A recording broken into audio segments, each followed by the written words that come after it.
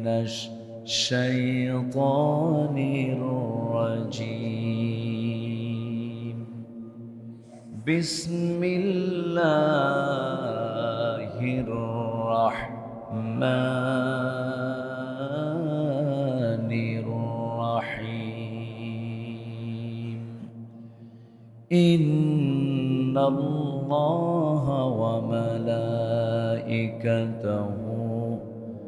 يصلون على النبي يا أيها الذين آمنوا صلوا عليه وسلموا تسليما. اللهم صل على محمد وعلى آل محمد كما صليت على إبراهيم وعلى آل إبراهيم إنك حميد مجيد. اللهم بارك على محمد وعلى آل محمد كما باركت على إبراهيم وعلى آل إبراهيم إنك حميد مجيد.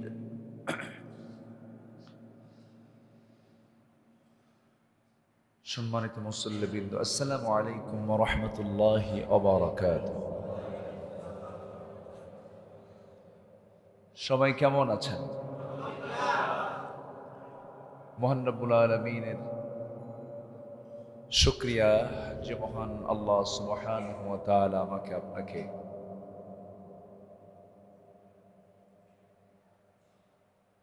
পবিত্র জুমার দিনের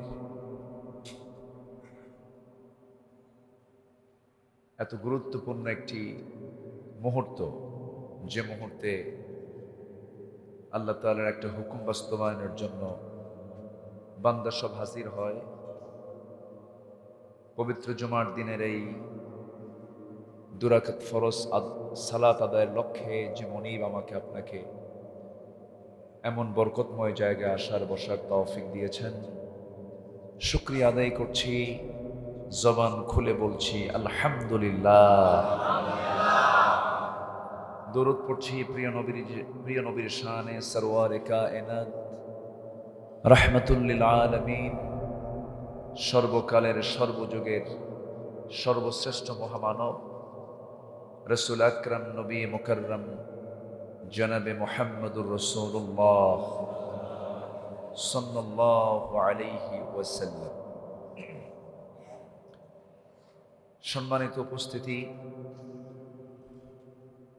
আমি বিগত জুম্মায় কোরআনে কারীমের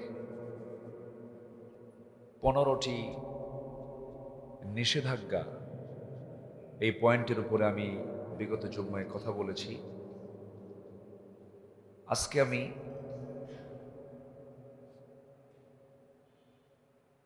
যে বিষয়ে কথা বলতে চাচ্ছি, এই পৃথিবীতে আল্লাহর রহমত প্রাপ্ত কিছু বান্দা থেকে যায়, আবার কিছু বান্দা থেকে যায় হলো আল্লাহর লানত প্রাপ্ত বান্দা। আমরা হতে চাই আল্লাহ তাআলার লানত প্রাপ্ত বান্দা না রহমত প্রাপ্ত বান্দা? রহমত প্রাপ্ত বান্দা। তো রহমত প্রাপ্ত বান্দা হতে হলে আমাকে আপনাকে সেই রহমতের পথে, বরকতের পথে আমাকে আপনাকে থাকতে হবে। আমি যদি সেই লানতের পথে যদি থাকি, তাহলে অবশ্যই আমাকে লানত প্রাপ্তই হতে হবে। আমি বসার সঙ্গে সঙ্গে কে যেন একজন আমাকে একটা চিরকুট লিখে দিয়ে গেছেন। উনি কওমে লূত সম্পর্কে একটু জানতে চান।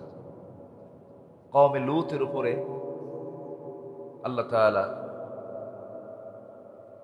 লানত দিয়েছিলেন এবং তাদেরকে ধ্বংস করেছিলেন। তাদের মধ্যে এমন একটা অপরাধ, মানে সে অপরাধের আধিক্যতা এতই বেশি ছিল যে শেষ পর্যন্ত আল্লাহ তাআলা তাদেরকে ধ্বংস করে দিয়েছেন একদম গোটা কওম সহ। আশাদ্দুল আযাব মান কানা ফীহিম, যখন আযাব আসে তখন ভালো মন্দ সবার উপরে আযাবটা চলে আসে, কাউরে ছাড়ে না, একেবারে শেষ করে দিয়ে চলে যায়। তো আল্লাহর লানতপ্রাপ্ত বান্দা কারা? মোটামুটি আমি যতটুকু স্টাডি করেছি কোরআনের আলোকে 10 শ্রেণীর উপরে আল্লাহ তাআলার লানত। কয় শ্রেণী বলেন তো? 10 শ্রেণী। আজকে 10 শ্রেণী নিয়েই জানবো। জুমার দিন তো সময় একটু কম পাই, অল্প সময় যতটুকু পারা যায় আমরা যতটুকু শুনবো আমরা আমলের নিয়তে শুনবো। জোরে বলি ইনশাআল্লাহ। সম্মানিত ভাইরা, আর আমাদের জীবনের এই চলাচলের ফাঁকে আল্লাহ তাআলা তো মন দিয়েছেন, মনের মধ্যে উকি থাকা অনেক প্রশ্ন কিন্তু জমা হয়। কিছু প্রশ্ন বান্দার মধ্যে আপনা আপনি চলে আসে। কোরআন এমন একটি কিতাবের নাম, কোরআন এমন একটি কিতাবের নাম যে কিতাবকে প্রশ্ন করলে পরে বান্দার সকল প্রশ্নের জবাব কোরআন দিতে প্রস্তুত হয়ে যায়। আমার আপনার প্রশ্ন ফুরে যাবে, আমার আপনার প্রশ্ন করতে করতে আমরা ক্লান্ত হয়ে যাব, কিন্তু আল্লাহর কালাম কোরআন প্রশ্নের জবাব দিতে কোনো ঘাটতিও হবে না, তার কোনো ক্লান্তিও হবে না। জোরে বলি সুবহানাল্লাহ। এটাই একমাত্র মহাবিশ্বের চির বিস্ময়। এর চাইতে বড় বিস্ময়, এর চাইতে বড় আশ্চর্যজনক আল্লাহর পক্ষ থেকে এর বিকল্প কোনো কিছু পৃথিবীতে আর নাই। এটাই একমাত্র মহাসত্য, এটাই হচ্ছে মহাবাস্তব, এটাই হচ্ছে একমাত্র বিপন্ন অস্থির পৃথিবীর এক অনির্বার্য ঠিকানা। আজকে বিশ্বের দেশে দেশে বিভিন্ন কওমে, সমাজে, রাষ্ট্রে, বিভিন্ন জাতির ভিতরে যে আমরা অশান্তি, অস্থিতিশীলতা বিরাজ করতে দেখছি, এটার মূলে সমস্যা হলো সেই মহাবিস্ময় আল্লাহর কালামকে প্রকৃতার্থে অনুসরণ না করার জন্য। গোটা পৃথিবীর মানচিত্রে বাংলাদেশ একটি ছোট্ট ভূখণ্ড হলেও এই সবুজ ভূখণ্ড যদিও মানচিত্রে খুব কম ছোট্ট একটা দেখা যায়, কিন্তু আমার দেশের যত মানুষ, যে জনসংখ্যা আরব গালফের মানুষ যত আছে তার চাইতে আমার দেশের জনসংখ্যাই বেশি। জনসংখ্যাটা যদি জনসম্পদ হতো আমার দেশে, গোটা পৃথিবীকে দেখিয়ে দেবার মতো মেধা শক্তি আমার দেশের মানুষের ছিল। আমার দেশের মানুষের যে মেধা শক্তি অন্যরকম, স্মৃতিশক্তি, ধৈর্য শক্তি এবং অসুস্থ থেকে বেঁচে থাকা, এটা একটা নিয়ামত। কার নিয়ামত বলেন তো? নিয়ামত। সব দিক থেকে আমরা আল্লাহর অসংখ্য নিয়ামতে ধন্য এই জনপদ। এই 20 কোটি মানুষ যে দেশে বসবাস করে, সেই দেশের প্রতিটি নাগরিকের ভিতরে যদি এই মহাবিস্ময় আল্লাহর কালামের প্রকৃত জ্ঞান যদি চর্চার মধ্য দিয়ে, অনুসন্ধানের মধ্য দিয়ে, স্টাডির মধ্য দিয়ে, অধ্যবসায়ের মধ্য দিয়ে যদি জাতিকে যদি এটাকে রপ্ত করানো হতো, তাহলে এই জাতি হয়ে যেত পৃথিবীর একটা শ্রেষ্ঠ জাতি। 55,000 বর্গ মাইলকে আমরা সুন্দর করে সাজাতে চাই না ইনশাআল্লাহ? আমি নিজেই একটা বাংলাদেশ, এটা ভাবা উচিত, ভাবতে হবে। আমি নিজে একজন দায়িত্বশীল, আমার বহু কাজ আছে। ইন্নাল্লাহা লা ইউগাইয়িরু মা বিকওমিন হাত্তা ইউগাইয়িরু মা বিআনফুসিহিম। আল্লাহ তাআলা সে জাতির কখনো পরিবর্তন করেন না যতক্ষণ না সে ব্যক্তি নিজে পরিবর্তিত না হয়। এটা কি মোল্লার কথা না আল্লাহর কথা? আল্লাহর কথা। এজন্য এই জীবনের চলার ফাঁকে বিভিন্ন প্রশ্ন উঁকি মেরে আমাকে জানান দেয়। যেরকম চলতে নেই ভাবি আমরা এই গোটা পৃথিবীর সমগ্র জগৎ সৃষ্টি করেছেন কে, এমন প্রশ্ন কিন্তু আসতেই পারে। আর এটার বলিষ্ঠ জবাব আপনি কোন কিতাব থেকে নেবেন? পৃথিবীর কোনো কিতাব আপনাকে সান্ত্বনা দিতে পারবে না। সমগ্র জগতের সৃষ্টিকর্তা কে, এটি নিয়ে যদি আপনি গবেষণা করতে যান, আপনি পৃথিবীর কোনো বই থেকে এটার প্রকৃত উত্তর আপনি খুঁজে পাবেন না। প্রকৃত উত্তর খুঁজে পাওয়া যাবে কার নাজিল করা কিতাবে? কার নাজিল করা? আল্লাহর নাজিল করা। ধরুন একটা প্রশ্ন, এই পৃথিবী সৃষ্টি করেছেন কে? এই জবাব কি কোরআনে নাই? আল্লাহ রাব্বুল আলামিন বলেন, আল্লাহু খালিকু কুল্লু শাইইন ওয়া হুয়া আলা কুল্লি শাইইন ওয়াকিল। সূরা জুমার আয়াত নম্বর 62। আল্লাহ রাব্বুল আলামিন বলেন, এই পৃথিবী কেউ সৃষ্টি করেনি, সৃষ্টি করেছেন তিনি কে? আল্লাহ তাআলা। মানুষকে কে সৃষ্টি করেছেন? মানুষকে কেন সৃষ্টি করা হয়েছে? আল্লাহ রাব্বুল আলামিন সূরা যারিয়াতের 56 নম্বর আয়াতে আল্লাহ রাব্বুল আলামিন বলেন, ওয়া মা খালাকাতুল জিন্না ওয়াল ইনসা ইল্লা লিয়াবুদুন। জোরে বলুন আল্লাহু আকবার। নাম্বার 3, এই জীবন এবং মৃত্যু আল্লাহ তাআলা কেন দিয়েছেন? কি জন্য দিয়েছেন? জীবন দিলেন কেন? মৃত্যু দিলেন কেন? الذي خلق الموت والحياة ليبلوكم أيكم أحسن عملا وهو العزيز الغفور। জোরে বলুন আল্লাহু আকবার। তিনি জীবন সৃষ্টি করেছেন, মৃত্যু সৃষ্টি করেছেন যেন তিনি বুঝে নিতে পারেন। উদ্দেশ্য হলো তোমাদের মধ্যে কোন কোন বান্দাগুলো ভালো ভালো কাজ করতে পারে, নেক কাজ করতে পারে। জীবন মৃত্যু সৃষ্টি করার মূল লক্ষ্য হলো খারাপ কাজ করা না, ভালো কাজ করা, ভালো কাজ করা। তাহলে জগৎ সৃষ্টির জবাব পেয়ে গেলাম, মানুষ কেন সৃষ্টি করা হয়েছে তার জবাব পেয়ে গেলাম, জীবন মৃত্যু কেন দিয়েছেন তার জবাব পেয়ে গেলাম। নাম্বার 4, এই উপদেশ, তোমার এই উপদেশ সমূহ কারা গ্রহণ করবে? আল্লাহ তাআলা যে উপদেশগুলো দিয়েছেন সবাই কিন্তু উপদেশ গ্রহণ করবে না। উপদেশ গ্রহণ করবে তারাই। সায়াযাক্কারু মান ইয়াখশা। এই কথাগুলো, এই উপদেশগুলো, আমার আল্লাহর বাণীগুলো এই সমস্ত বান্দাগুলোই শুনবে, গ্রহণ করবে। যে সমস্ত বান্দাগুলো কাউকে না ভয় করে, ভয় করবে কাকে? আল্লাহকে যারা ভয় করবে। নাম্বার 5 হলো, তোমাকে ভয় করে চললে পরে তার প্রতিদান কি, তার পুরস্কারটা কি? সূরা আল ইমরানের 198 নম্বর আয়াতে মহান রব্বুল আলামিন বলেন, লাকিনাল্লাযীনা তাকাও রাব্বাহুম লাহুম জান্নাতুন তাজরি মিন তাহতিহাল আনহারু খালিদিনা ফিহা নুজুলাম মিন ইনদিল্লাহ ওয়া মা ইনদাল্লাহি খায়রাল লিল আবরার। জোরে বলুন আল্লাহু আকবার।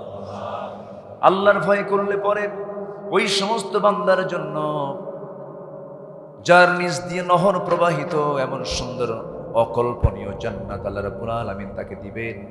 আর আল্লাহর পক্ষ থেকে বান্দার জন্য এর চাইতে উত্তম প্রতিদান আর দ্বিতীয়টা হতে পারে না। জোরে বলি সুবহানাল্লাহ। নাম্বার 6 হলো, এই দুনিয়াতে তোমাকে ভয় করে চলতে গেলে তুমি কি কোনো বিপদের সম্মুখীন হবে নাকি?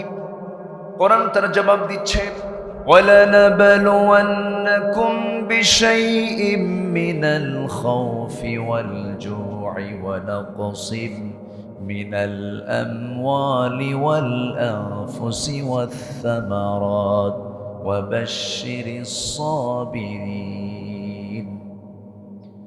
আল্লাহর ভয়, আল্লাহকে মানতে গিয়ে এই পৃথিবীতে ওই সমস্ত বান্দাগুলো অবশ্যই পরীক্ষার সম্মুখীন হবে, বিপদের সম্মুখীন হবে। এই পৃথিবীর সেরা মানুষ আল্লাহর নবীরা। সেরা মানুষ কারা বলেন? আল্লাহর নবীরা। তাদের চাইতে সেরা পৃথিবীতে কেউ আছে নাকি? আসতে বলবেন না, আছে নাকি? নাই। এই পৃথিবীতে সবচেয়ে সেরা মানুষ হচ্ছে আল্লাহর নবীরা। এই নবীদের জীবনে সবচেয়ে পরীক্ষা কম আসছে না বেশি আসছে? বেশি আসছে। আশাদ্দুন নাসি বালাউল আম্বিয়া ফাল আমসালু সুম্মাল আমসাল। এই পৃথিবীতে সবচেয়ে বেশি বালা মুসিবতের শিকার হয়েছেন হলো নবীরা। কারণ তাদের ঈমানও বড় ছিল, তাদের পরীক্ষাও বড় ছিল। ঈমান যার যত বড় হবে পরীক্ষা তার তত বড় হবে। এটাই হচ্ছে বাস্তবতা।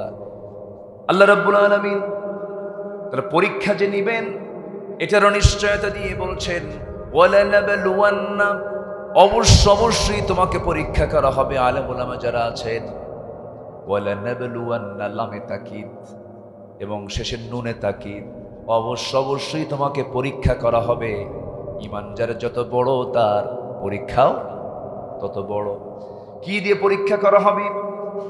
ভয় দিয়ে পরীক্ষা করা হবে, ক্ষুধা দিয়ে পরীক্ষা করা হবে, জানমাল দিয়ে পরীক্ষা করা হবে, শস্যাদের ক্ষতির দ্বারা পরীক্ষা করা হবে। কি দিয়ে পরীক্ষা হবে সেই সমস্ত মাধ্যমগুলো জানিয়ে দিয়েছেন আমার আল্লাহ তাআলা।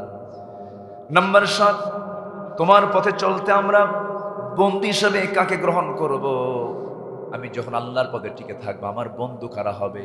সেই বন্ধু নির্বাচনে ভুল করলে পরে সব কিছু ভুল হয়ে যাবে। ইমানদারের বন্ধু কি চোর বাটপার হতে পারে নাকি? ইমানদারের বন্ধু কি ডাকাত হতে পারে নাকি? ইমানদারের বন্ধু কি মুশরিক হতে পারে নাকি?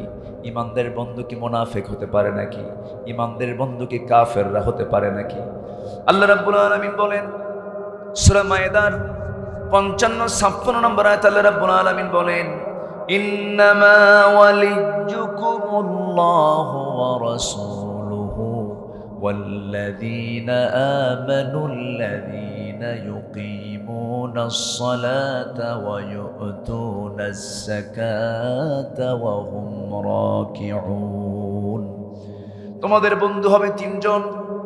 1 নম্বর বন্ধু হবেন আল্লাহ তাআলা, নাম্বার 2 বন্ধু হবেন তোমাদের রাসূল, নাম্বার 3 বন্ধু হবেন তোমাদের মধ্যে যারা ঈমানদার। আল্লাহ তাআলা আরেক জায়গায় বলছেন, মিন দুনিল মুমিনিন, মুমিনদের জীবনে মুমিন ছাড়া কোনো বন্ধু হতে পারে না।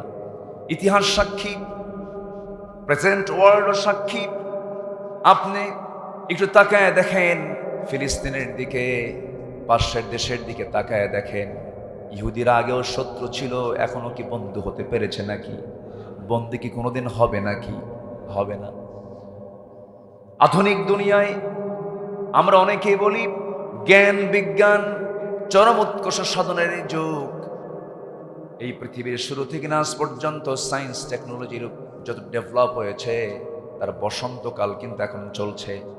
চূড়ান্ত সময়েও যে পাশবিকতা, যে দানবতা, যে অমানবিক হত্যা কাণ্ডগুলো গোটা পৃথিবীতে ঘটাচ্ছে, ওই সমস্ত লোকগুলো বিজ্ঞান থেকে দূরে নাকি? বিজ্ঞান তারা স্পর্শ করেছে, জ্ঞান বিজ্ঞানে তারা কিন্তু পারদর্শী, ঠিক আছে, কিন্তু এই সমস্ত আচরণ করার মূল কারণ হলো তারা সব সহ্য করবে কিন্তু ইসলাম আর মুসলিমকে কখনো সহ্য করতে পারে না। তাদের সমস্যা হচ্ছে ইসলাম, তাদের সমস্যা হচ্ছে মুসলিম। ইসলাম এবং মুসলিম যেখানে তারা দেখতে পায় সেখানেই তাদের গা জ্বালা যন্ত্রণা করে, পশ্চিমাদের গা জ্বালা যন্ত্রণা করে, ইউরোপের গা জ্বালা যন্ত্রণা করে। কারণ তাদের সভ্যতা, তাদের সংস্কৃতি হচ্ছে সম্পূর্ণ মুসলমানদের। ইসলামের সোজাটা না উল্টাটা? উল্টাটা। ইসলাম যেরকম নারীকে ঢাকতে বলেছে, ইসলামের সৌন্দর্য হলো নারীরা ঢেকে চলবে। আইয়ুদনিনা আলাইহিন্না মিন জালাবিবিহিন্না, তারা প্রশস্ত কাপড় পরে তাদের চামড়াকে ঢাকবে। মুসলমানদের কালচার হলো চামড়া ঢেকে চলা, পর্দার সহিত মেনে চলা, সতর ঢেকে ফেলা। পুরুষের সতর হলো নাভি থেকে হাঁটুর নিচ পর্যন্ত, আর একজন নারীর সতর হলো মাথা থেকে পা পর্যন্ত। প্রয়োজনে সে মুখটা বের করতে পারবে, সে চোখ দিয়ে দেখবে, বন্ধ হয়ে গেলে তো দেখতে পারবে না। সে মুখ দিয়ে খাবে, বন্ধ হয়ে গেলে তো খেতে পারবে না। আবার নাক দিয়ে সে অক্সিজেন গ্রহণ করবে, যদি না সে বের করে তাহলে তো সে এটা দম বন্ধ হয়ে মারা যাবে। তিনটা এসেনশিয়াল, চোখ, নাক এবং মুখ, এটা এই জাস্ট এই মুখমণ্ডলের সাথে জড়িত। এই জন্য ইসলাম যদিও মুখটাকে সতরের আওতা মুক্ত রেখেছে, কিন্তু face is the index of mind. গোটা দেহের রাজধানী হলো চেহারা। চেহারায় একটা নারীর প্রতি আকৃষ্ট হয় পুরুষ, চেহারায় আগে না অন্য কিছুতে আগে? আগে চেহারায় কিন্তু আকৃষ্ট হয়। তো ফিতনার যদি আশঙ্কা হয় সে সময় মুখটা ঢেকে ফেলাই উত্তম। এটা অধিকাংশ ওলামা, অধিকাংশ আলেম ওলামাদের মত এটাই। কিন্তু এটাকে আপনি সতরের আওতাভুক্ত বলতে পারবেন না। কিন্তু ঢেকে ফেলাটাই ফিতনা থেকে বাঁচার একমাত্র মাধ্যম। তাহলে যেখানে ইসলাম বলছে তোমরা ঢেকে চলো, তোমরা পর্দার বিধানটাকে মেনে চলো, ইসলাম এতটুকুই সতর্ক করেছে মেয়েদের যে ভিতরের যে পোশাক, এই পোশাকটাও পরপুরুষের চোখে পড়বে এমন জায়গায় সে কাপড়টাও নেড়ে দেওয়া ঠিক না, জায়েজ নেই। ইসলাম এতটুকু সতর্ক করে দিয়েছে। তাহলে পশ্চিমাদের মধ্যে কি এমন সভ্যতা আছে? আসতে বলবেন না আছে? তাহলে আমাদের সঙ্গে তাদের একটা দ্বন্দ্ব হবেই, এতে কোনো সন্দেহ আছে? যদি আজকে পর্দার বিধান যদি চালু হয়ে যায়, ওদের বড় বড় বেহায়াপনার বিজনেস বন্ধ হয়ে যাবে, ওদের অশ্লীল নাটক বন্ধ হয়ে যাবে, ফিল্ম ইন্ডাস্ট্রিজ বন্ধ হয়ে যাবে, ওদের ব্যবসায় ভাটা পড়বে, ওদের মদের বোতল বন্ধ হয়ে যাবে। এই যে crore crore dollar, million billion dollar তাদের যে বাৎসরিক যে ইনকাম, সেই ইনকাম থেকে তারা বঞ্চিত হোক, এমন কাজ কি তারা কখনো মেনে নেবে? অতএব তারা কি ইসলাম এবং মুসলমানদের পক্ষে কাজ করতে পারে? এই জন্য মুসলমানদের বন্ধু কখনো অন্য ধর্মের মানুষ হতে পারে। অনেকগুলো কারণ আছে, এর মধ্যে জাস্ট শর্ট করে আমি একটা অংশ বলে ফেললাম। একটা লিস্ট আছে, গোটা পৃথিবীতে বড় বড় ব্যবসা। আমি আজকে সময় পাবো না, আমি মূল লক্ষ্যে আমি যেতে পারবো না। আমি পরবর্তী জুম্মায় যদি সুযোগ হয় আমি বলবো পশ্চিমাদের সঙ্গে মুসলমানদের দ্বন্দ্বের মূল কারণগুলোকে। ফিনান্সিয়াল দিক থেকে ওরা দেউলিয়া হয়ে পড়বে। ওদের সবচেয়ে বড় অস্ত্র হলো মদ, ওদের সবচেয়ে বড় অস্ত্র হলো বেহায়াপনা, জেনা, ব্যভিচার। ইসলাম কায়েম হলে সব বন্ধ হয়ে যাবে। সেই স্বার্থে ইসলাম এবং মুসলমানকে তারা কখনো সহ্য করতে পারবে না, এটা মাথায় রাখতে হবে সম্মানিত ভাইরা। তাহলে আমার বন্ধু হবে একমাত্র আমার মুসলিম ভাইরে আমার বন্ধু হবে। দিন শেষে অমুসলিম ইসলাম বিরোধী শক্তি আমার আপনার কখনো দিল থেকে, দিলের বন্ধু কখনো হতে পারে। তবে হ্যাঁ, আমি মানবিক হব, অমানবিক হব না। ইহুদি বলে আমি তাকে ঘৃণা করব তা নয়, আমি খ্রিস্টান বলে আমি তাকে ঘৃণা করব তা নয়। আমার কাজ হলো আমার উত্তম চরিত্র দিয়ে তাদেরকে উপস্থাপন করা, আমার উত্তম চরিত্রের মধ্য দিয়ে তাদেরকে আকৃষ্ট করা। গোটা পৃথিবীতে শ্রেষ্ঠ জাতি কারা? মুসলমান। বলেন শ্রেষ্ঠ জাতি কারা? আচ্ছা, শ্রেষ্ঠ জাতি যদি মুসলমান হয়, তার শ্রেষ্ঠ চরিত্র হতে হবে কাদের? মুসলমানকে মডেল হতে হবে। মুসলমানের কথা, মুসলমানদের জবান, মুসলমানদের চলা, মুসলমানদের চরিত্র গোটা পৃথিবীর মডেল হিসেবে উপস্থাপন করতে হবে। গোটা পৃথিবী জয় করতে হলে সবার আগে নিজের চরিত্রকে আগে সুন্দর বানাতে হবে মুসলমান, তাহলেই পৃথিবী জয় করা সম্ভব। আমার নবীজি মক্কা বিজয়ের দিন যে মক্কার মানুষগুলো, কওমের লোকগুলো রাসূলকে ঘাড় ধাক্কা দিয়ে বের করে দিয়েছিল, মক্কায় ঢুকে রাসূল বললেন, আজকের দিনে আমি প্রতিশোধ নিতে আসিনি, আমি সবাইকে মাফ করে দিলাম। জোরে বলি সুবহানাল্লাহ। মাফ করে দেওয়ার এই মানসিকতা একমাত্র ইমানদার রাখে। আমার কথা কি ক্লিয়ার? মাফ করে দেওয়ার এই মানসিকতা একমাত্র কে রাখে? ইমানদার রাখে। ইমানদার ছাড়া মাফ করে দেওয়ার মানসিকতা মানুষের মধ্যে নেই। মানুষ তো জিদ্দি, মানুষ তো ত্বরাপ্রবণ, মানুষ তো প্রতিশোধ পরায়ণ, মানুষের যে বাস্তব যে নেচার। কিন্তু এই নেচারগুলোকে চেঞ্জ করতে হলে চেঞ্জ হবে একমাত্র ইমানের মাধ্যম দিয়ে। কি দিয়ে বলেন তো? ইমানের মাধ্যম দিয়ে। সম্মানিত ভাইয়েরা, আমার নবীজি মক্কা বিজয় করলেন, 10 বছর পর তিনি তার জন্মভূমিতে ঢুকলেন, বললেন আমি সবাইকে মাফ করে দিলাম। মাফ করে দিয়ে উনি নিজেকে আত্মগোপন করে ফেললেন, নিজের পরিচয় আড়াল করলেন, আত্মগোপন আড়াল করলেন, আড়াল করে ভাবতেছেন দেখি কার কোন সমস্যাগুলো আছে, কার কোন প্রবলেমগুলো আছে।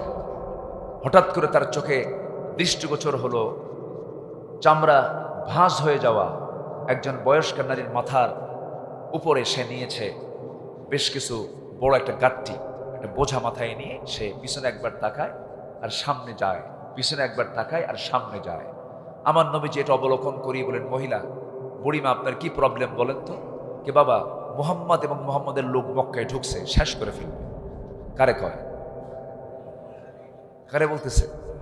রসুলকে বলতেছে। আমার রসুল বলেন তাই সব শেষ করে ফেলবে? হ্যাঁ, সব শেষ করে ফেলবে। তাহলে এখন কি করবেন আপনি? আমি চলে যাচ্ছি, আমি মক্কা ছেড়ে আমি গ্রামের দিকে চলে যাচ্ছি। মক্কা তো রাজধানী। মক্কা কি এই পৃথিবীর সবচেয়ে দামি জায়গায় জন্ম নিয়েছেন মুহাম্মদ সাল্লাল্লাহু। আজও প্রেজেন্ট ওয়ার্ল্ডের সবচেয়ে দামি জায়গা কোনটা? মক্কা মুকাররমা। পৃথিবীর সবচেয়ে বড় কনস্ট্রাকশন মক্কা। পৃথিবীতে যত কনস্ট্রাকশন আছে, পৃথিবীতে যত বিল্ডিং আছে, যত আপনি বড় বিল্ডিং দেখেন, সবচেয়ে বড় কনস্ট্রাকশন হচ্ছে আল মক্কাতুল মুকাররমা। আল্লাহু আকবার। আমেরিকাতে নাই, জার্মানিতে নাই, ইউরোপে নাই, কোথাও নাই। মক্কা মুকাররমার যে কনস্ট্রাকশন সবচেয়ে বড় কনস্ট্রাকশন, এখনো চলমান আছেই। তো সেই জায়গার সবচেয়ে কাছের বাসিন্দা হচ্ছেন মুহাম্মদ সাল্লাল্লাহু। রসুলকে বের করে দাও। রসুল সেই ঢুকলেন, সব গ্রামের দিকে চলে যাচ্ছে। বুড়ি মহিলাকে বলেন, মা, কষ্ট যদি হয় একটু আমি বলি কি, টোপলাটা আমারে দেন, গাট্টিটা আমারে দেন। বিশ্বনবী বলতেছেন, চিন্তা করেন, নিজের মাথায় নিয়ে গন্তব্যে পৌঁছায় দিলেন। গন্তব্যে পৌঁছায় দিয়া আমার নবীজি সেই জায়গা থেকে ফেরত আসতেছিলেন। এমন সময় বুড়ি মহিলা আস্তে করে ডাক দিয়ে বলছে, তোমার পরিচয় না পাওয়া পর্যন্ত আমি তোমারে ছাড়বো না। সঙ্গে সঙ্গে রাসূল বলছেন মুস্কি হাসি মেরে, আপনি যে পুরুষ, আপনি যে লোকটার জন্য ভয়ে থরথর করে কাঁপতে কাঁপতে মক্কা ছেড়ে গ্রামে আসলেন, সেই যুবক হলাম আমি, যুবক মুহাম্মদ। আল্লাহু আকবার। মহিলার বুঝতে দেরি হলো না, মহিলা কালিমা পড়ে মুসলমান হয়ে গেছে। আমার ভাইয়েরা, ইসলাম বিজয় হবে শুধু অস্ত্র দিয়ে নয়, ইসলাম বিজয় হবে শুধু জনসংখ্যা দিয়ে নয়, ইসলাম বিজয় এসেছে যুগে যুগে উত্তম চরিত্র ইমানের মধ্য দিয়া। জোরে কোন ঠিক কিনা? এই জন্য নিজের আত্মসংশোধন করার দরকার। সবার আগে না সবার পরে? সবার আগে না সবার পরে? নিজ নিজ জায়গা থেকে আমরা যদি সচেতন হই, কোন ষড়যন্ত্র করে আমাদেরকে ক্ষতি সাধন করতে পারবে না। আমরা নিজ নিজ জায়গা থেকে আমরা সচেতন হব। জোরে বলি ইনশাআল্লাহ। আচ্ছা, তো নাম্বার 8 হচ্ছে, যদি চলার পথে কোনো ভুল করি, ভুল হয় কিনা বলেন? আসতে বলবেন না, ভুল হয় কিনা বলেন? ভুল হয়। মাফ চেয়ে নেব কার কাছে? আল্লাহর কাছে। সেই সুযোগ দিয়েছেন কে? আল্লাহ তাআলা। ভুল হবে আমার, মাফ করবেন কে? সে ভুলের কিন্তু একটা মাত্রা আছে, সেই ভুলটা হতে হবে মানে মাফ। আপনি একজনের থাপ্পড় মারছেন, তার বিরুদ্ধে কি ফাঁসির রায় দেবে? না। আর আপনি একজনকে খুন করছেন, কি হবে? তাহলে অপরাধ তো দুইটাই, কিন্তু দুই অপরাধের শাস্তি কি একরকম না ভিন্ন রকম? ভিন্ন রকম। কিছু কিছু ভুল আছে, যে ভুলগুলো আল্লাহ রাব্বুল আলামিন মাফ করে দিবেন। মহান রাব্বুল আলামিন এত সুন্দর আশাব্যঞ্জক আয়াত দিয়েছেন। গোটা কোরআনের বা থেকে শুরু করে নিয়ে সিন পর্যন্ত যত আয়াত আছে, এর মধ্যে সবচেয়ে আশা সঞ্চার করে এই একটা আয়াত। সূরা জুমার মুখস্থ রাখবেন।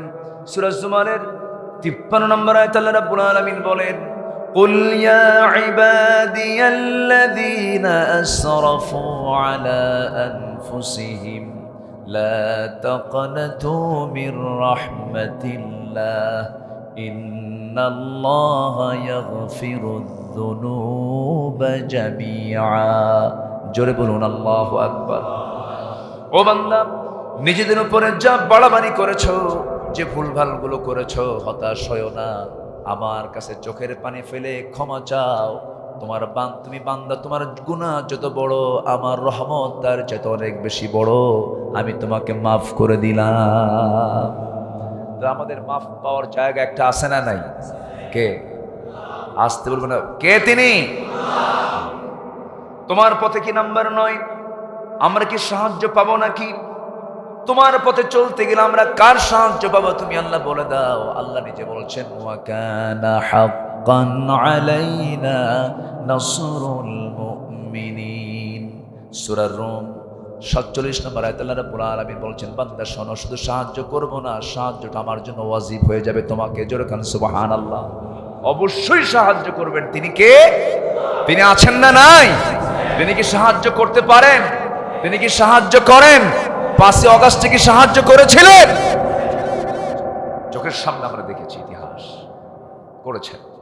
কোন জুলুম টিকসই হয় না, কোন জুলুম টিকতে পারে না। সরাসরি মদদ নাজিল করেন তিনি কে? আল্লাহই নাজিল করেন, আল্লাহই পারেন। তোমাদের জন্য যথেষ্ট কে? কে বলেন? নাম্বার 10 প্রশ্ন। নাম্বার 10, তুমি কি আমাদের জন্য যথেষ্ট হবে? আল্লাহকে প্রশ্ন করছেন, আল্লাহ জবাব দিচ্ছেন। ওয়াকালু হাসবুনাল্লাহু নি'মাল ওয়াকিল ওয়া নি'মাল মাওলা ওয়া নি'মান নাসির। হাসবুনাল্লাহু নি'মাল ওয়াকিল নি'মাল মাওলা ওয়া নি'মান নাসির। সূরা আলে ইমরান 173 নম্বর আয়াত। যথেষ্ট। কারো গার্জিয়ানি লাগবে না, কারো অভিভাবকত্ব লাগবে না। গার্জিয়ান হিসাবে একমাত্র কে যথেষ্ট? আমার আল্লাহ। আমার ওয়ানাহনু আকরাবু ইলাইহি মিন হাবলিল ওয়ারিদ। বান্দা, আমি তোমার স্কন্দ শিরার চেয়েও নিকটে থেকে যাই। কারো কাছে চাইও না, আমার কাছে চাও, আমি তোমার সব চাওয়া পূরণ করে দেব। জোরে বলে সুবহানাল্লাহ। এখন আপনি আল্লাহকে প্রশ্ন করছেন, আল্লাহ তোমার পথে সবচেয়ে উত্তম কথা এবং কাজ কোনটা? তুমি একটু আমারে শেখায় দাও। কোরআন কি জবাব দেয় না? কোরআন কি জবাব দেয় না? আমি এই পর্যন্ত 10টা প্রশ্নের জবাব কিন্তু কোরআন থেকে দিলাম। মোট 13টা প্রশ্নের জবাব দিই। লানতপ্রাপ্ত বান্দা কারা, সেই দিকে আস্তে আস্তে যাচ্ছি। মনে আছে তো আপনাদের? লানতপ্রাপ্ত বান্দা কয়জন? 10টা। বলেন তো কয়টা? 10টা। এদিকে 13টা পয়েন্ট আমি শেষ করে আমি মূল পয়েন্টের দিকে আস্তে আস্তে চলে যাচ্ছি। আল্লাহ রাব্বুল আলামিন উত্তম কাজ কোনটা, উত্তম কথা কোনটা তা জানিয়ে দিচ্ছেন। যারা পারেন ঠোঁট মিলিয়ে বলুন, ওয়ামান আহসানু কাওলাম মিম্মান দাআ ইলাল্লাহি ওয়া আমিলা সালিহান ওয়া ক্বালা ইন্নানি মিনাল মুসলিমিন। ওই ব্যক্তির কথার চাইতে উত্তম কথার কার হতে পারে? যে মানুষকে আল্লাহর দিকে ডাকে। কার দিকে ডাকে বলেন? আল্লাহর দিকে ডাকে এবং নিজে ভালো কাজ করে, নিজেও ভালো আমল করে। ওয়ামিলা সালিহান, এবং বুক উঁচু করে নিশ্চয়তা দিয়ে বলে ফেলে, সাহসিকতা নিয়ে বলে ফেলে, ইন্নানি মিনাল মুসলিম, আমি হলাম মুসলমান। আমি কি বলেন? মুসলমান। আমাদের প্রথম পরিচয় হলো বাঙালি, বাংলাদেশি না মুসলমান? আরো জোরে, আরো জোরে, আরো জোরে, আরো জোরে। কোন জাতীয়তাবাদ ইসলামে নাই। যারা ভৌগোলিক জাতীয়তাবাদে বিশ্বাসী, ভাষাভিত্তিক জাতীয়তাবাদে বিশ্বাসী, তাদের ঈমান প্রশ্নের সম্মুখীন। বিশ্বাস করা যাবে না। মুসলমানদের নির্দিষ্ট কোনো ভূখণ্ড নেই। মুসলমানদের ভূখণ্ড হলো গোটা দুনিয়ার মুসলমান। ইন্নামাল মুমিনুনা ইখওয়া। এদের কোনো দেশ, কোনো জাতি, এরকম কোনো কিছু নেই। গোটা পৃথিবীর মুসলমান একটা দেহের মতো, বলেছেন মুহাম্মদ সাল্লাল্লাহু আলাইহি ওয়াসাল্লাম। ভৌগোলিক জাতীয়তাবাদ স্টাডি করবেন, এগুলো স্টাডি করা দরকার। ঈমান ছিনতাই করার জন্য কিছু লোক আছে না নাই? জাতীয়তাবাদী চেতনা, ধর্মনিরপেক্ষ মতবাদী চেতনা, সমাজতান্ত্রিক চেতনা, এই সমস্ত সব চেতনাগুলো পুঁজিবাদী চেতনা, সব নাস্তিকবাদী চেতনা। ইসলামের কোনো সম্পর্ক নাই এর সাথে। এগুলো সব কবর রচনা করতে হবে। কি রচনা করতে হবে? কবর। কারণ তারা রচনা করেছে কার বিরুদ্ধে? আইন রচনা করেছে আল্লাহর বিরুদ্ধে। এটা বিশ্বাস রাখতে হবে। এটাই হচ্ছে ঈমান। এটা কি বলেন তো? নাম্বার 12, এরপরেও যদি কেউ তোমার অবাধ্য হয়, আনুগত্য না করে, তাহলে তার জন্য তোমার কি ফায়সালা? আল্লাহকে আপনি প্রশ্ন করছেন। যদি কেউ আল্লাহকে না মানে, রাসূলকে না মানে, কিতাবকে না মানে, আল্লাহর আইনকে, বিধানকে, কানুনকে না মানে, ফৌজদারি দণ্ডবিধিকে না মানে, চুরি, হত্যা, খুন, এটার শাস্তি ইসলাম দিতে পারে, এটাকে যদি না মানে, তাহলে এরপরে তাদের ব্যাপারে তোমার কি ফায়সালা? আল্লাহ তুমি বলো তো। আল্লাহ তাআলা সূরা নিসার 14 নম্বর আয়াতে তা ক্লিয়ার করে বলেছেন। আল্লাহ রাব্বুল আলামিন বলেন, ওয়া মান ইয়াসিল্লাহা ওয়া রাসূলাহু ويتعد حدوده يدخله نارا خالدا فيها وله عذاب مهين জোরে বলুন আল্লাহু আকবার। এরপরেও যারা আল্লাহ এবং রাসূলের সঙ্গে যারা নাফরমানি করবে, ওয়াতাআদ্দা হুদুদাহু, সীমা লঙ্ঘন যারা করবে, আল্লাহ রাব্বুল আলামিন বলছেন আমি তাকে স্থায়ী জাহান্নাম দিয়ে দেব এবং মারাত্মক অপমানজনক আযাব তাকে আমি স্পর্শ করাবো, সে জাহান্নামের বাসিন্দা হয়ে যাবে। কার কথা? আসতে বলবেন না, কার কথা? আল্লাহর কথা। আমি গতকালকে এই আয়াতের উপরে সূরা নিসার 14 নম্বর আয়াতের উপরে গতকাল আমার মাহফিল ছিল হলো। গোটা চট্টগ্রাম শুধু নয়, আমি গোটা দেশেই গিয়েছি। 19 দিন ব্যাপী একটি সিরাত মাহফিল হয় চুনতিতে, চট্টগ্রামের লোহাগাড়া। 19 দিন ব্যাপী এই বিশাল এই মাহফিলের গতকাল ছিল হলো 13তম দিন। তারা আমাকে তাদের মাহফিলে নিতে চায় 2013 সাল থেকে। আজকে 2024-এ তাদের সে আশা পূরণ হলো। আমাকে তারা দাওয়াত দিতে চায় কিন্তু নিতে পারে না। কেন নিতে পারে না? কিছু বাতিল শক্তি তারা চায় না হক কথা সমাজে প্রচার হোক। এমন অপশক্তি 10 বছর ধরে ডিস্টার্ব করেছে। লোহাগাড়ায় চট্টগ্রামে ঢুকতে পারিনি 10 বছর, সাতক্ষীরা যেতে পারিনি, কুমিল্লার 14 গ্রাম যেতে পারিনি, সাতক্ষীরায় যেতে পারিনি। পাবনায় 2014 সালে একটা গন্ডগোল সৃষ্টি হয়েছিল, সেখান থেকে 2024 সাল পর্যন্ত 10 বছর ঢুকতে দেওয়া হয়নি। কোরআন প্রচারে যারা বাধা সৃষ্টি করে এদের চাইতে বড় জালিম আর পৃথিবীর কেউ হতে পারে না। সম্মানিত ভাইরা, আমরা একটি অনুকূল পরিবেশ ফিরে পেয়েছি কোরআন শোনার, বোঝার, স্টাডি করার। আমরা এটাকে কাজে লাগাবো। জোরে বলি ইনশাআল্লাহ। আমরা সবাই একদিন হয়ে যাব কার মেহমান? তো মেহমান হয়ে গেলে আল্লাহ যেন মেহমানদারি করতে পারেন এমন যোগ্যতা হাসিল করার দরকার আছে না নাই? আপনার 5 নাম্বারই নাই। আপনি 5 যে নেবেন, আপনি আল্লাহর সঙ্গে যে সাক্ষাৎ করবেন, আল্লাহ তো বলে দিচ্ছেন শর্ত হলো আমার সঙ্গে সাক্ষাৎ করবি। শর্ত আছে। সূরা কাহাফ পড়। শুক্রবারের সূরা হলো কি? সূরা কাহাফ। সূরা কাহাফটা পড়ো। শেষ দিকে আমি আল্লাহ তাআলা কি বলেছি? আল্লাহ তাআলা বলছেন ফামান কানা ইয়ারজু লিকাআ রাব্বিহি ফালইআমাল আমালান সালিহান ওয়ালা ইউশরিক বিইবাদাতি রাব্বিহি আহাদা। জোরে বলুন আল্লাহু আকবার।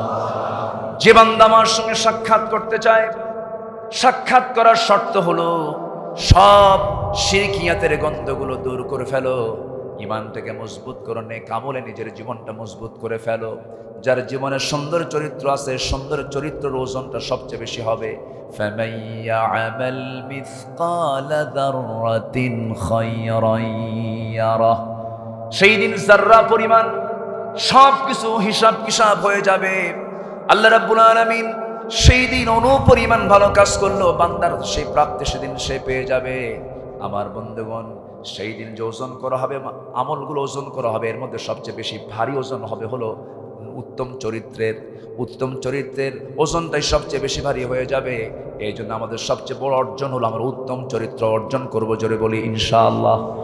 জেনা থেকে দূরে থাকবো, নেশা থেকে দূরে থাকবো, চোখটাকে হেফাজত করব, হাতটাকে হেফাজত করব, পাটাকে হেফাজত করব। শয়তান ঈমানকে ছো মেরে নেওয়ার জন্য চতুর্মুখী মাধ্যম ছড়িয়ে রেখেছে কিনা বলেন? এগুলো থেকে বাঁচার চেষ্টা করতে হবে। আমার বন্ধুগণ, এবার আল্লাহ তাআলা সর্বশেষ আমরা যদি প্রশ্ন করি, আল্লাহ কোন কোন গুণ অর্জন করতে পারলে তোমার জান্নাত আমরা পেয়ে যাব, কোরআন জবাব মনে হয় দেয় নাই। এক জায়গায় দিয়েছে না বহু জায়গায় দিয়েছে? বহু জায়গায় দিয়েছে, ঘন্টার পরে ঘন্টা লেগে যাবে। আল্লাহ রাব্বুল আলামিন সূরা মুমিনুনের প্রথম দিকের 8-10টা আয়াত দিয়েছেন। গোটা কোরআন বাদ দিয়ে যদি কোনো বান্দা যদি সূরা মুমিনুনের প্রথম 10টা আয়াত ফলো করে, জান্নাত যাওয়ার জন্য কিচ্ছু লাগবে না। এই 10টা আয়াত নিয়ে সে আল্লাহর জান্নাতে চলে যাবে। قد أفلح المؤمنون الذين هم في صلاتهم خاشعون والذين هم عن اللغو معرضون والذين هم للزكاة فاعلون والذين هم لفروجهم حافظون। জোরে বলুন আল্লাহু আকবার। নামাজটা কন্টিনিউ করবি, নামাজটা মনোযোগের সঙ্গে আদায় করবে, জিহবার লাগাম টেনে ধরবে, এরপরে লজ্জাস্থানের হেফাজত করবে। আমার বন্ধুগণ, এরপরে কি করবে? আমানত ঠিক রাখবে, ওয়াদা ঠিক রাখবে, নামাজটা সুন্দর করে আদায় করবে। আল্লাহ বলছেন আমি তাকে জান্নাতের চাবি তুলে দেবো। জোরে বলেন সুবহানাল্লাহ। সম্মানিত ভাইয়েরা, কিন্তু আমানতের তো খেয়ানত হয়। মুরিদের হক পীর আদায় করে না, রুগীর হক চিকিৎসক আদায় করে না। কি আমি কি ভুল বলছি? আমি কি ভুল বলছি? প্রত্যেকটা জায়গায় হক লঙ্ঘিত গুনাহ আছে না নাই? ইমানদার কি হক লঙ্ঘিত গুনাহ করতে পারে? সম্মানিত ভাইয়েরা, আমরা আমাদের আমলগুলোকে নেক আমলে রূপ দেব। জোরে বলি ইনশাআল্লাহ। সমস্ত আমলগুলো যদি ভুল হয় এগুলোকে কারেকশন করে সঠিক আমলের দিকে আমরা এগিয়ে যাব। জোরে বলি ইনশাআল্লাহ। এত সিজার হয়, সিজারের সংখ্যা এখন কম না বেশি বলেন তো? বাচ্চা পেটে আসা মানে 1 লক্ষ টাকা হাতে নিতে হবে। হসপিটালে ঢুকলেই কোনো কথা নাই, কসাই একটা আছে, কসাইগিরি করে এটা রিপোর্ট বের করে বলবে যে সিজার ছাড়া কোনো উপায় না। আচ্ছা, কোন তো মানুষ ছাড়া কোনো প্রাণীর কি সিজার হয়? জন্ম পদ্ধতি তো সব মাখলুকের মধ্যেই আছে। মানুষ ছাড়া যত প্রাণী আছে কোনো মাখলুকের কি কোনো সিজার হয়? কে করেন? কে করে দিয়েছেন? আল্লাহ। দেখবেন কোন ডাক্তারের বইয়ের কিন্তু সিজার লাগে না, কমই লাগে। আমি ভুল বলতেছি কিনা জানি না। তারপরে ডাক্তারের বইয়ের সিজার লাগে না, হুজুরের বাড়িতে মিলাদ হয় না। কি কথা কি বুঝতেছেন আপনারা? হুজুরের বাড়ি কিন্তু মিলাদ হয় না, কিন্তু জানে যে এই মিলাদ দিয়ে কি হবে, এটা হুজুর জানে, জন্য নিজে মিলাদ পড়ায় না। নাম্বার 3 হলো পীরের বউ কখনো পীরের মুরিদ হয় না, কারণ জানে আমার পীর কত নাম্বার লুচ্চা।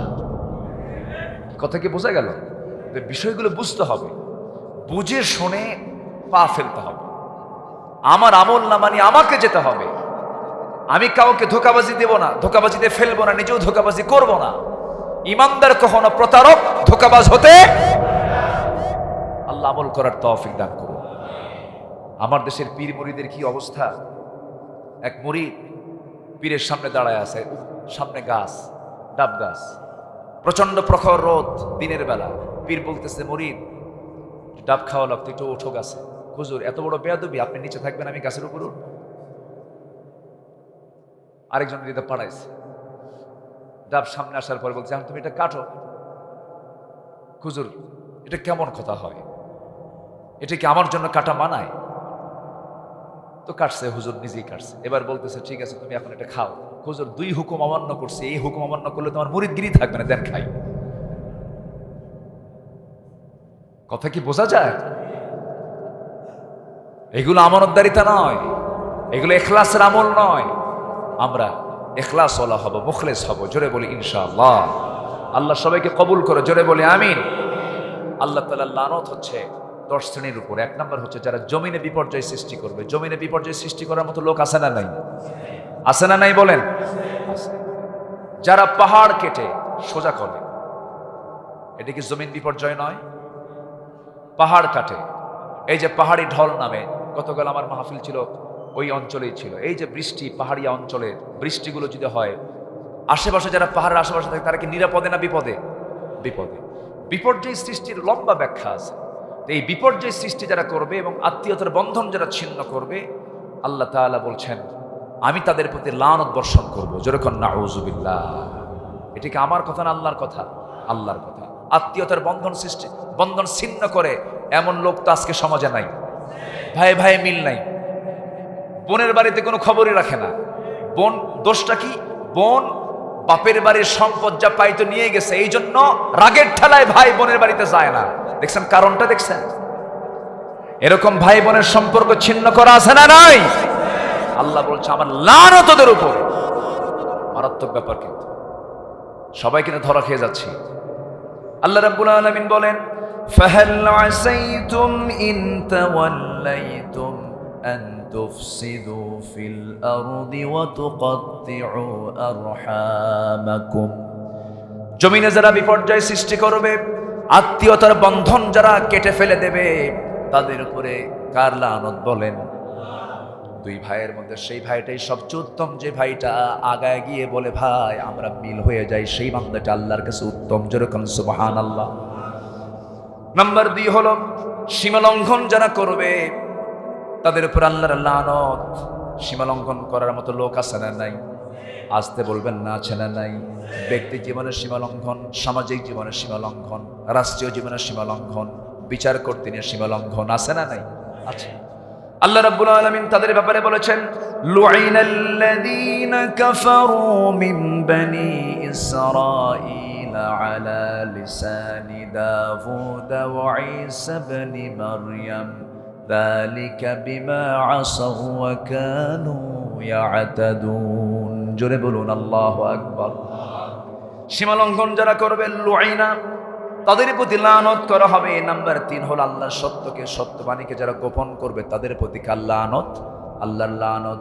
ইন্নাল্লাযীনা ইয়াকতুমুনা মা আনজালনা মিনাল বায়্যিনাত ওয়াল হুদা মিন বা'দি মা বায়্যানাহু লিন-নাসি ফিল কিতাব উলাইকা ইয়ালআনুহুমুল্লাহ ওয়া ইয়ালআনুহুমুল লাঈনুন। যারা আমার আয়াতকে যারা গোপন করবে, লুকোচুরি করে আমার আয়াতকে যারা তাদের পছন্দ মতো গ্রহণ করবে আবার বাদ দিয়ে দেবে, যারা আড়াল করবে, আল্লাহ বলছেন তাদের উপরে সোজা আমি আল্লাহ আমার লানত। আল্লাহর লানত যদি পড়ে তার জন্য কপালে আছে জাহান্নাম না জান্নাত? জান্নাত না জাহান্নাম? জাহান্নাম আছে। নাম্বার 4, বিনা কারণে যারা মুমিনদেরকে হত্যা করবে, ومن يقتل مؤمنا متعمدا فجزاؤه جهنم خالدا فيها وغضب الله عليه ولعنه وعد له عذابا عظيما। সূরা নিসা 13 নম্বর আয়াত। যারা ইচ্ছা করে কোন মুমিনকে যারা হত্যা করবে, আল্লাহ রাব্বুল আলামিন বলছেন তাদের জাযা হলো জাহান্নাম, তাদের উপর আল্লাহর লানত, আল্লাহর ক্রোধ তাদের উপরে বর্ষণ হবে, তাদের জন্য মহাশাস্তি বরাদ্দ আছে। কার কথা? আল্লাহর কথা। আজকে মুমিনদেরকে হত্যা আছে না নাই বলেন? আছে না নাই? আছে। নাম্বার 5 হলো মুনাফিক কাফিরদের উপর আল্লাহর লানত। যারা মুনাফিক হবে এবং কাফির হবে তাদের উপরে কার লানত? আল্লাহর লানত। আল্লাহ রাব্বুল আলামিন বলেন, وعد الله المنافقين والمنافقات والكفار نار جهنم خالدين فيها هي حسبهم ولعنهم الله ولهم عذاب مقيم। যারা মুনাফিক হবে, যারা কাফের হবে তাদের উপর আল্লাহ তাআলা লানত বর্ষণ করেন। আল্লাহ তাআলা কুফরি থেকে, নিফাকতা থেকে, বক্রতা থেকে, হিপোক্রিসি থেকে, কপটতা থেকে আল্লাহ তাআলা এই জাতিকে, আমাকে, আপনাকে হেফাজত করুন। জোরে বলি আমিন। আচ্ছা, মুনাফিকি কি এর আগে বহু আলোচনা করেছি। মুনাফিক, কাফের, এই সমস্ত চরিত্র আজকে মুসলমানদের মধ্যেও আছে না নাই বলেন তো? আছে। এগুলোকে বাদ দিতে হবে। তাছাড়া লানত পড়বে কার? আল্লাহর লানত পড়বে। কুফরি এবং কাফের অবস্থায় মৃত্যুবরণ করলে আল্লাহ তাআলা তাদের উপর আল্লাহ তাআলা লানত তিনি নাজিল করবেন।